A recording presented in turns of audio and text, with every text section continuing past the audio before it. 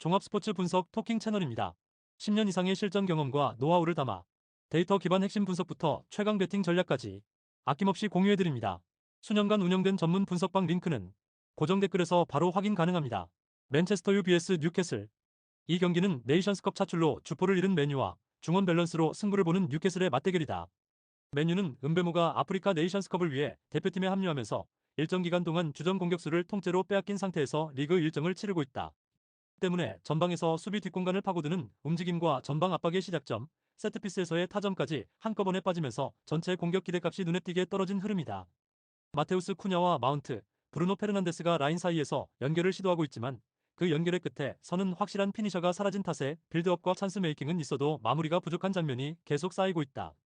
반면 뉴캐슬은 브루노 기마랑이스를 중심으로 중원을 넓게 쓰며 상대의 전방 압박을 한 번만 탈압박에 성공하면 곧바로 하프 스페이스를 점령하는 구조를 이미 몸에 익힌 팀이다. 최근 메뉴의 가장 큰 문제는 전방 압박과 뒷라인 커버 타이밍이 엇박자로 돌아가면서 세컨드 라인이 자주 비고 박스 앞 공간이 텅 비는 장면이 반복된다는 점이다.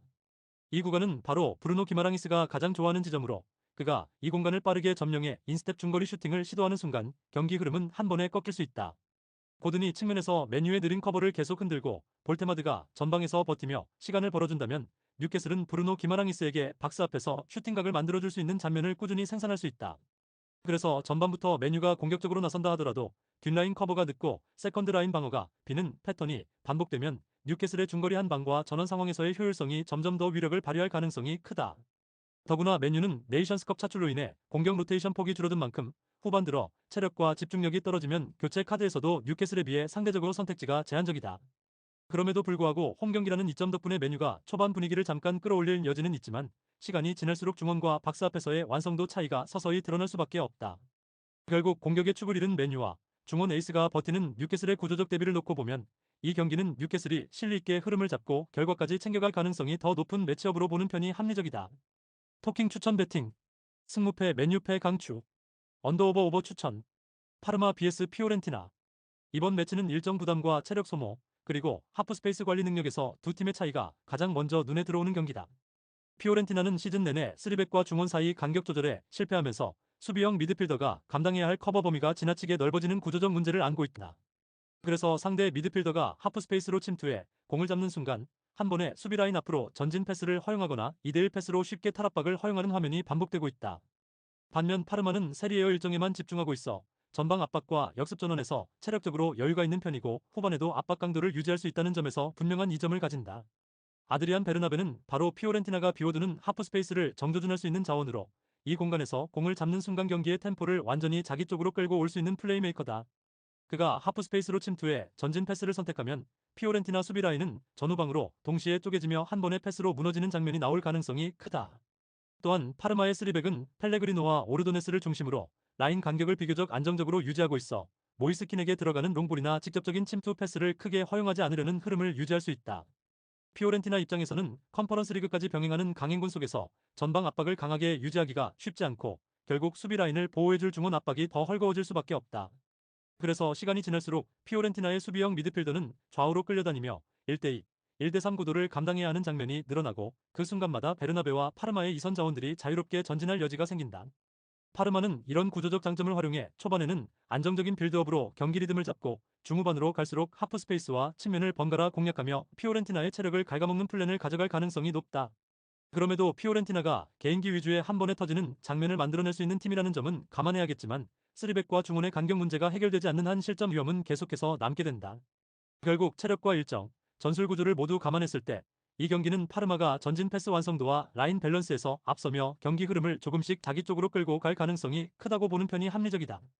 특히 후반 60분 이후 피오렌티나의 압박 강도가 떨어지는 시점부터는 베르나베의 전진 패스와 이선 침투가 경기의 승부를 직접적으로 가르는 장면으로 이어질 공산이 크다. 토킹 추천 배팅.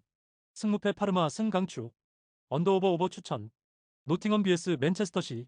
이 경기는 전형적인 실리 축구 vs 압도적 전방 압박 구도로 노팅엄이 얼마나 오래 버틸 수 있느냐가 핵심 변수다. 노팅엄은 4-2-3-2를 통해 더블 피벗으로 중앙을 막고 이고르 제수스의 버티기를 활용해 빠른 역습을 노리겠지만 상대가 맨시티라는 점을 고려하면 공격으로 전환할 수 있는 횟수 자체가 제한적일 수밖에 없다. 허드슨 오도이가 측면에서 한 번씩 탈압박을 성공시키더라도 주변 지원이 늦으면 깊숙한 지역까지 파고들기보다는 다시 뒷공간으로 공을 돌려야 하는 장면이 반복될 가능성이 크다.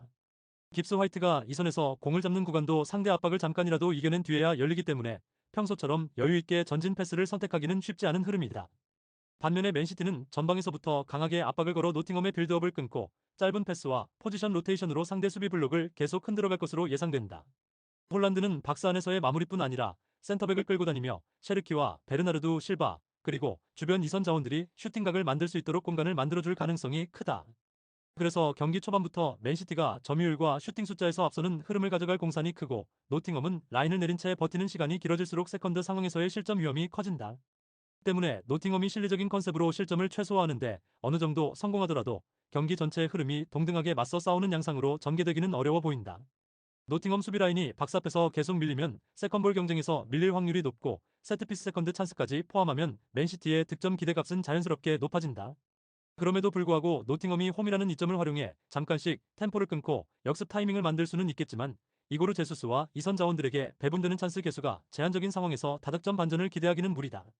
오히려 시간이 지날수록 맨시티의 전방 압박과 볼 순환 속도가 더 빨라지며 노팅엄은 후반 구간에 접어들수록 체력적 부담까지 겹쳐 수비 간격이 벌어질 가능성이 높다.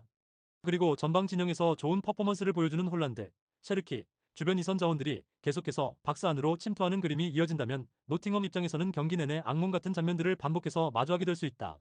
결국 이 매치는 노팅엄의 실리 축구가 어느 정도 버텨내더라도 전방 압박과 공격 퍼포먼스에서 상위 레벨을 보여주는 맨시티 쪽으로 흐름이 기울 수밖에 없는 구도에 가깝다. 토킹 추천 배팅 승무패 노팅엄 패 강추 언더오버 오버 강추 US 레체 vs 코모 이 경기는 레체의 좌우 밸런스 붕괴와 코모의 스위칭 전개가 정면으로 맞부딪히는 흐름으로 전개될 가능성이 높다. 레체는 한쪽 측면으로 상대를 몰아붙이는 압박을 시도하지만 그 과정에서 수비 블록이 한 방향으로 쏠리며 반대편 커버가 늦어지는 구조적 문제가 계속 드러나고 있다. 레체가 공을 따라 움직이면서 측면과 중원이 한쪽으로 몰리는 순간 반대편 풀백과 윙의 위치는 상대 입장에서 보기에도 지나치게 넓게 열리는 장면이 나올 수밖에 없다.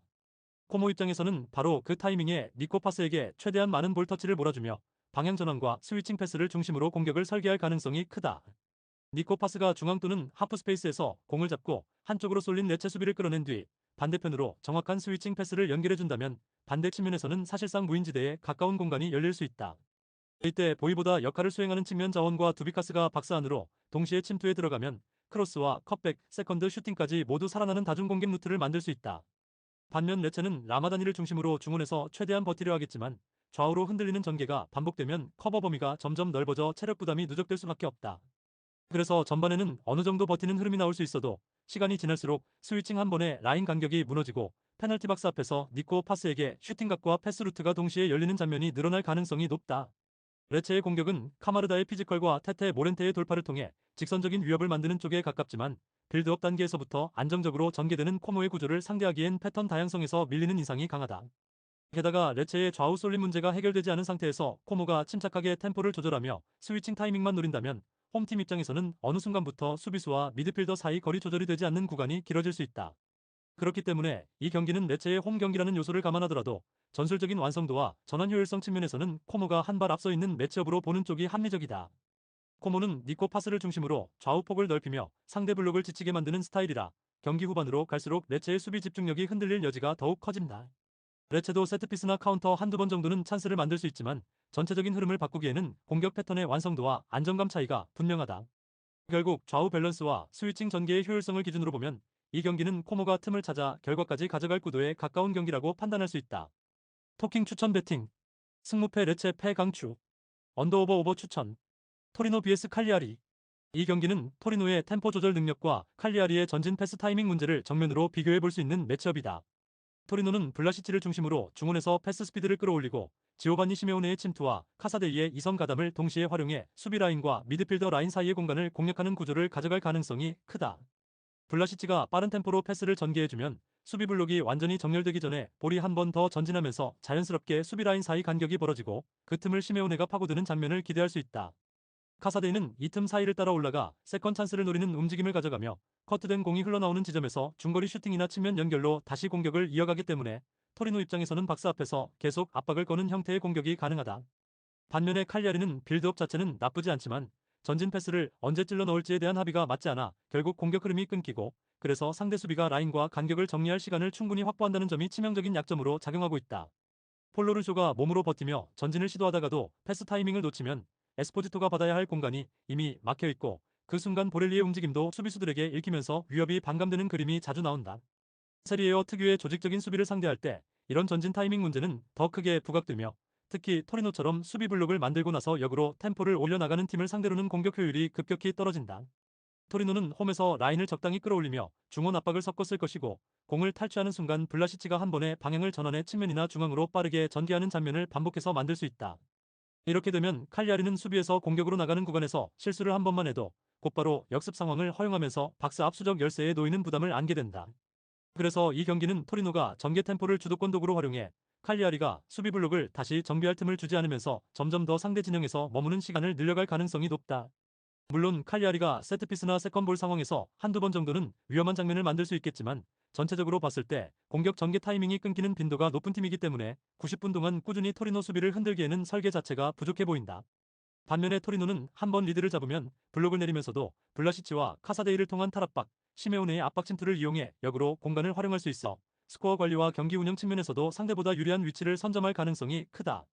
때문에 이 경기는 단순히 홈원정의 차이를 넘어 중원에서 누가 템포를 쥐고 누가 전진 타이밍을 제대로 맞추느냐의 싸움이고, 이 부분에서 토리노가 칼리아리보다 완성도가 더 높다고 평가할 수 있다. 결국 전진 패스 타이밍과 템포 조절에서 앞서는 쪽이 세트피스 외 일반 상황에서도 꾸준히 찬스를 누적할 수 있기 때문에 구조적으로는 토리노 승리 쪽으로 기울어진 흐름을 그려보는 것이 자연스럽다.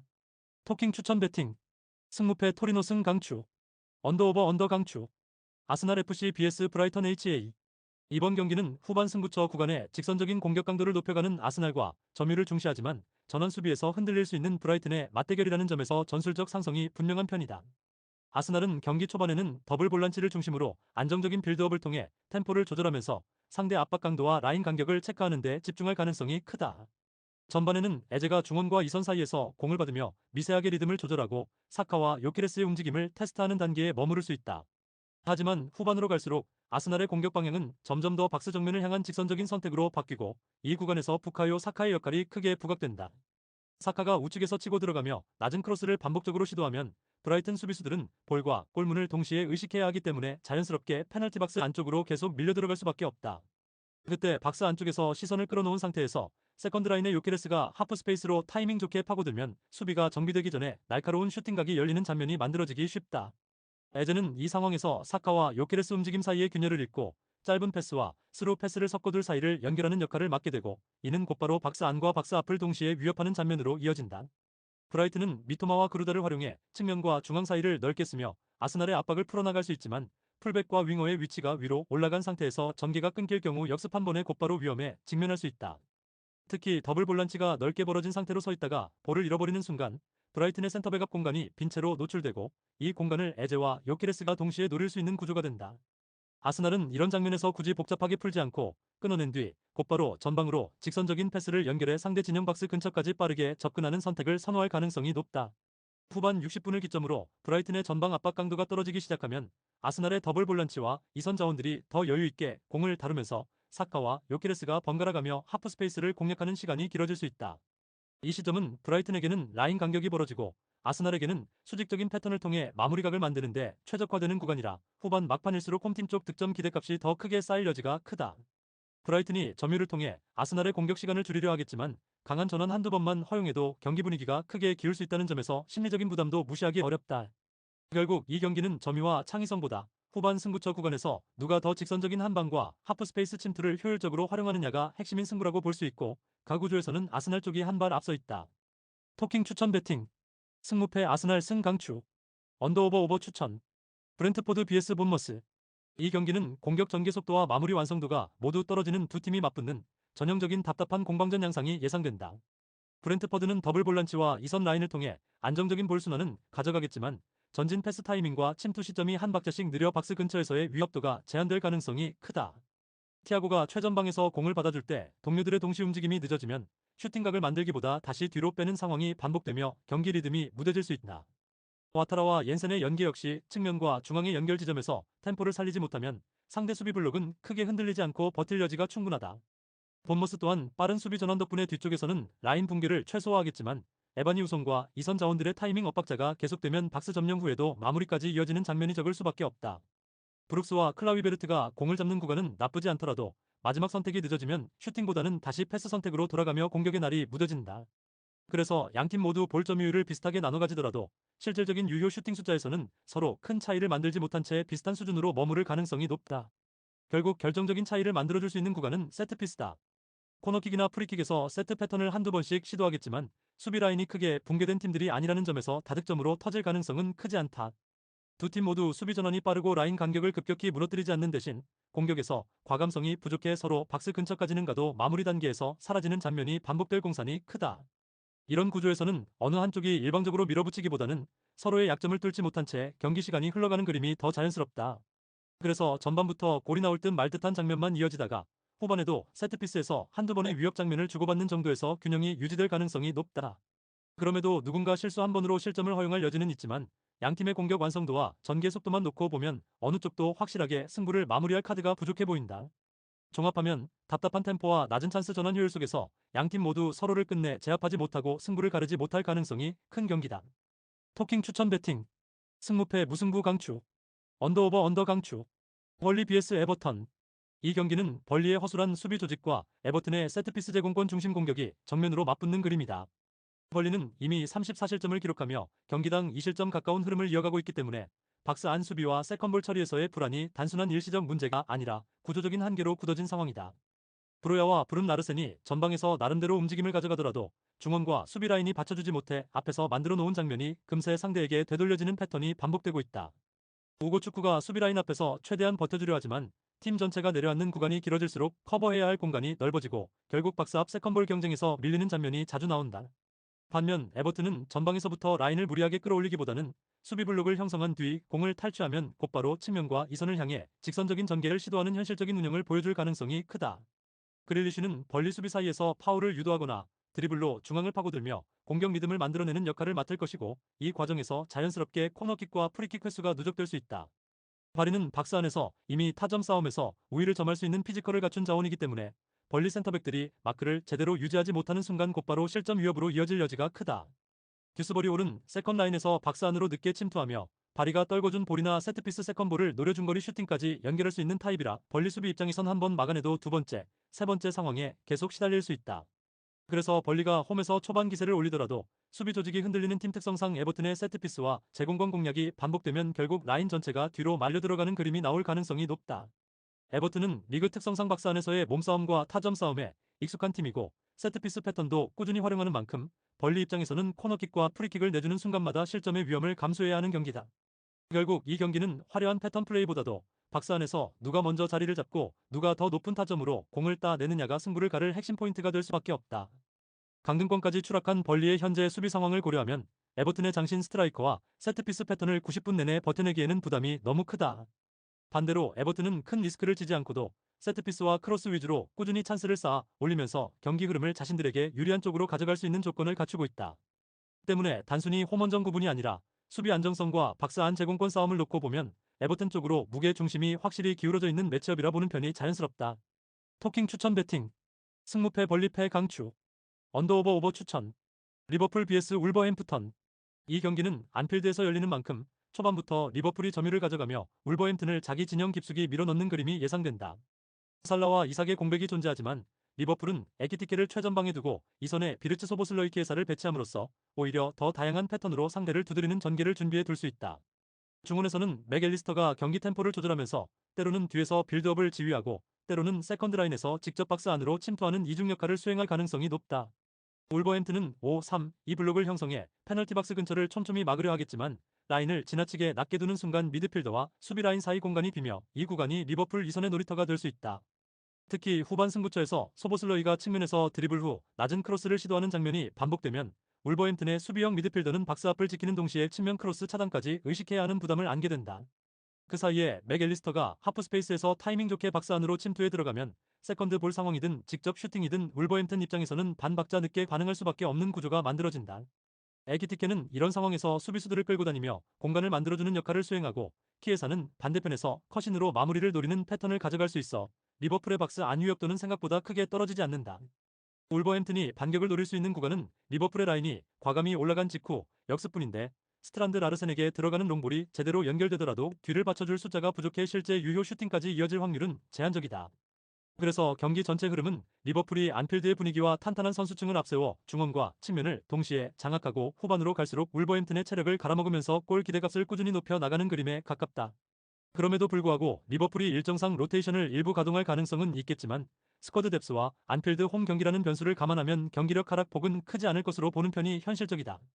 결국 리버풀의 전방 압박과 하프스페이스 침투, 그리고 후반 승부처에서의 공세 강도를 감안했을 때 이 경기는 리버풀이 무난하게 승점 3점을 가져갈 확률이 높은 매치업이라고 볼 수 있다. 토킹 추천 배팅. 승무패 리버풀 승 강추. 언더오버 오버 추천. 웨스트햄 vs 풀럼. 이번 웨스트햄과 풀럼의 맞대결은 애초에 포메이션 상성에서부터 그림이 어느 정도 그려지는 경기라고 봐야 한다. 웨스트햄은 3백 기반 3-4-3을 쓰기 때문에 양쪽 측면에 윙백이 각 한 명씩만 배치되고 그 앞에는 별도의 윙 자원이 거의 없는 구조에 가깝다. 반면 풀럼은 포백을 사용하는 4-2-3-1로 양쪽 사이드에 풀백과 윙포워드가 각각 2명씩 포진해 있어 기본적으로 측면 숫자 싸움에서 수적 우위를 선점하고 들어가는 상황이다. 그래서 측면에서 2대1 구도가 반복되는 순간 웨스트햄의 윙백은 풀백과 윙포워드의 압박을 동시에 감당해야 하고, 이 과정에서 하프스페이스와 뒷공간이 같이 열릴 위험이 커진다.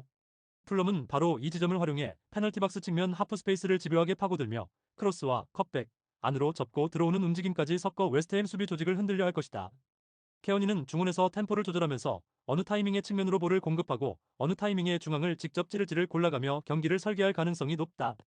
스미스 로우는 하프스페이스에서 케어니와 연계해 전진 드리블을 가져가거나 풀백의 오버래핑과 동시에 안쪽으로 파고들며 슈팅각을 만드는 움직임으로 웨스트햄 라인을 계속 괴롭힐 수 있다. 히메네스는 박스 안에서 제공권과 포스트 플레이로 수비수를 끌어당기고, 그 사이 케어니와 스미스 로우가 이선에서 후방 침투를 가져가면 웨스트햄의 세컨라인은 정리되지 않은 상태로 계속 슈팅각을 내줄 위험이 있다. 또한 현재 웨스트햄이 경기당 평균 2.05 실점 수준의 실점을 허용하고 있다는 점을 고려하면 수비 조직력과 박스 앞 압박 강도에서 이미 경고등이 들어와 있는 상황이라고 봐야 한다. 3백 라인이 박스 안으로 말려 들어갈수록 윙백 뒤 공간과 하프 스페이스는 더 넓게 열리고, 풀럼의 측면 2대1 구조는 시간 지날수록 더 큰 위력을 발휘할 가능성이 크다. 웨스트햄이 홈에서 라인을 조금 더 올리며 주도권을 잡으려 할수록 풀럼 입장에서는 전환 속도를 높여 역습과 세컨 찬스를 동시에 노릴 수 있는 여지가 커진다. 결국 이 경기는 측면 숫자, 싸움과 하프스페이스 침투에서 우위를 점하는 팀이 승부를 가져갈 확률이 높은데, 두 팀 전술 구조만 놓고 보면 풀럼 쪽이 훨씬 더 준비가 잘 된 그림이다. 웨스트햄도 세트피스나 보웬의 개인 능력을 통해 한두 번은 위협적인 장면을 만들 수 있겠지만 90분 내내 수비 간격과 측면 커버를 버텨내기에는 위험 부담이 너무 크다. 그래서 전술적 상성과 최근 실점 패턴, 그리고 측면 수적 우위까지 종합해보면 이번 매치는 풀럼이 경기를 자신들의 흐름으로 설계하고 결과까지 가져갈 가능성을 더 높게 보게 된다. 토킹 추천 배팅. 승무패 웨스트햄 패 강추. 언더오버 오버 추천. 우디네세 vs 라치오. 이번 매치는 3백 기반의 선수비 후역습을 준비한 우디네세와 4-3-3 점유형 라치를 상대로 안방에서 얼마나 라인을 버텨낼 수 있느냐를 시험하는 경기다. 우디네세는 홈 경기 일정에서 유독 다른 얼굴을 보여줄 정도로 동기부여가 극대화되어 있고, 초반부터 3백을 단단히 세운 뒤 라인을 과도하게 올리지 않고 버티는 데 집중할 가능성이 크다. 볼을 따내는 순간에는 미드필더 진영에 위치한 패스마스터 칼스트렘을 중심으로 빌드업이 전개되고, 좌우 윙백 혹은 데이비스와의 짧은 연계를 통해 상대 압박을 한번 피한 뒤 상대 수비 뒷공간으로 파고드는 이게르 브라보에게 날카로운 킬 패스가 투입되는 그림이 예상된다. 특히 이게르 브라보의 발 빠른 침투는 나치르처럼 라인을 올려 빌드업을 시도하는 팀에게 치명적인 무기가 될 수 있고, 칼스트렘의 시야와 킥 정확도까지 결합되면 뒷공간을 향한 대각선 패스 한 방으로 수비 라인이 그대로 찢어지는 장면이 충분히 나올 수 있다. 브라치는 자카니와 피사요 델레 바시르를 축으로 좌측 하프 스페이스를 공략하며 카스텔리아노스 쪽으로 크로스와 컷백을 쏟아붓는 전개를 노리겠지만, 우디네세의 3백이 박스 안에서 숫자를 맞춰 세우고 버티는 상황에서는 찬스의 질보다 양에 집중하는 답답한 흐름이 만들어질 여지도 있다. 우디네세 입장에서는 라치오가 볼을 오래 소유하게 두더라도 크게 조급해할 이유가 없고, 라치오 중원이 전진하는 타이밍에 맞춰 역습 트리거를 작동시키는 것이 훨씬 효율적인 경기 운영이다. 3백 앞에 5줄을 촘촘히 세워두고 칼스트렘을 중심으로 역습의 출발점을 설계해둔 상황에서는 라치오 입장에서 체감하는 경기 난도는 생각보다 훨씬 높을 수밖에 없다. 브라치는 포백이 라인을 끌어올린 상태에서 볼을 잃었을 때 측면 뒷공간과 센터백 사이 간격이 동시에 벌어지는 경향이 있어 이게르 브라보 같은 빠른 공격수에게는 악몽 같은 매치업이 될 소지가 다분하다. 우디네세가 홈에서 보여주는 강한 압박 의지와 투지, 그리고 안방에서만큼은 쉽게 무너지지 않겠다는 심리적인 에너지가 더해지면 라치오 선수들 입장에서는 오늘 경기가 생각보다 숨이 턱턱 막히는 난전으로 흘러갈 가능성이 크다. 결국 경기 흐름은 라치오가 점유율을 앞서더라도 우디네세가 선수비 후역습 전술 형태로 라인을 버티면서 틈을 노리다가 칼스트름의 킬 패스와 이게르 브라보의 침투 한 방으로 스코어 균형을 깨뜨릴 수 있느냐에 달려있다고 볼 수 있다. 우디네세의 홈 경기력이 준수하다는 점과 3백 기반의 수비 블록이 라치오의 하프 스페이스 공략을 체계적으로 버텨낼 수 있는 구조라는 점을 감안하면 안방에서 우디네세가 충분히 이변이 아니라 가능성 있는 승리 시나리오를 만들어낼 수 있는 구도다. 그래서 배팅 관점에서는 우디네세의 홈 동기부여와 역습 완성도를 우선적으로 반영해 라치오가 예상보다 훨씬 힘들게 풀어가는 그림을 기본 전제로 깔고 접근하는 것이 합리적이다. 토킹 추천 배팅 승무패 우디네세 승 강추 언더오버 언더 추천 첼시 vs 에스턴 빌라 이번 매치는 4, 2, 3, 1 대칭 구도 안에서 누가 더 안정적인 후방 빌드업과 전진 패스 루트를 바탕으로 하프라인 위 공간을 선점하느냐가 핵심이다. 아스톤 빌라는 센터백들이 폭넓게 벌려 라인을 넓힌 뒤 그 사이로 3선 미드필더가 볼피아나 형태로 내려와 공을 받는 구조로 압박을 풀고 한 템포 빠른 전진 패스를 통해 중원과 공격 라인으로 공을 공급한다. 이 빌드업 구조는 단순히 수비 라인에서만 공을 돌리는 것이 아니라 내려온 미드필더를 통해 중앙과 측면으로 동시에 전개가 가능해지기 때문에 첼시 수비 입장에서는 어느 지점을 우선적으로 막아야 할지 판단이 늦어지는 상황을 반복해서 맞을 수 있다. 와킨스가 뒷공간과 사이드 채널을 번갈아 침투하고 맥기니 박스투박스 움직임으로 중원을 휘저으면서 틸레만스가 전진 패스를 곧바로 연결하는 그림이 계속 형성되면 첼시 포백은 라인 유지와 커버를 동시에 해내기 버거운 구간에 놓일 가능성이 크다. 반대로 첼시는 주앙 페드로 네트골 파머를 앞세운 공격에서 개개인의 기술과 번뜩임으로 찬스를 만드는 힘은 분명 있지만 그동안 아스톤 빌라와 비슷한 구조의 빌드업을 활용하는 팀들을 상대로 수비 조직력이 흔들리는 장면을 여러 차례 보여왔다. 특히 전방 압박 타이밍이 어긋나고 더블 볼란치와 수비라인 사이 간격이 벌어지는 구간에서 하프 스페이스를 파고드는 패턴과 측면에서 안쪽으로 접고 들어오는 움직임에 취약한 모습을 드러내면서 실점 장면들이 반복되는 흐름을 경험한 바 있다. 아스톤 빌라가 지금과 같은 연승 흐름 속에서 자신감까지 한껏 올라와 있는 상황이라면 이번 경기에서도 동일한 전개를 통해 전진 패스 루트를 다양하게 열어두고 양질의 득점 기회를 자연스럽게 늘려갈 가능성이 높다. 첼시 입장에서는 안방이라는 이점을 가지고 경기에 나서더라도 라인을 올린 상태에서 빌드업에 실패하는 순간 곧바로 역습과 전진 패스의 뒷공간을 내주는 그림을 경계해야 하며 이 부분을 완벽하게 통제하지 못한다면 경기 내내 쫓아가는 흐름에 갇힐 수 있다. 결국 이 경기는 후방 빌드업에서 한 번 압박을 풀어낸 뒤 어느 팀이 더 다채로운 전진 패스 루트와 하프 스페이스 공략으로 박스 앞까지 진입하느냐의 싸움이고 최근 경기력과 전술 완성도만 놓고 보면 아스톤 빌라 쪽으로 무게가 실리는 것이 자연스럽다. 그래서 배팅 관점에서는 첼시가 안방에서 버티더라도 아스톤 빌라의 라볼피아나 빌드업과 다양한 패턴 공격이 결국 경기 흐름을 통째로 가져갈 가능성을 우선적으로 고려하는 쪽이 합리적이다. 토킹 추천 배팅 승무패 첼시패 강추 언더오버 오버 추천 피사 vs 유벤투스 이 경기는 시작 전부터 객관적인 전력 차이가 크게 벌어진 상태라고 봐야 한다. 피사는 시즌 누적 12득점 22실점이라는 기록처럼 골이 잘 나지 않는 답답한 공격과 너무 쉽게 실점하는 수비를 동시에 안고 있다. 경기당 평균 0.75득점이라는 숫자는 한 경기에서 1골을 넣는 것조차 장담하기 어려운 수준이라는 뜻이고 이런 공격력으로 유벤투스의 단단한 3백 수비를 흔들기란 쉽지 않다. 반면 유벤투스는 로카텔리가 중원에서 템포를 조율하고 일디즈가 하프 스페이스에서 전진 드리블과 패스로 수비 라인을 교란하며 데이비드가 뒷공간과 박스 안을 오가며 마무리를 책임지는 구조다. 일디즈를 중심으로 전개되는 유벤투스의 콤팩트한 공격 패턴은 라인 간격이 자주 벌어지고 측면 복귀가 늦는 피사의 수비 블록을 상대로 매우 까다로운 과제가 될 수밖에 없다. 피사가 라인을 내리면 유벤투스의 지속적인 점유와 세컨 찬스 위협을 감당해야 하고 라인을 올리면 데이비드와 일디즈의 침투의 뒷공간이 크게 열리는 딜레마에 빠진다.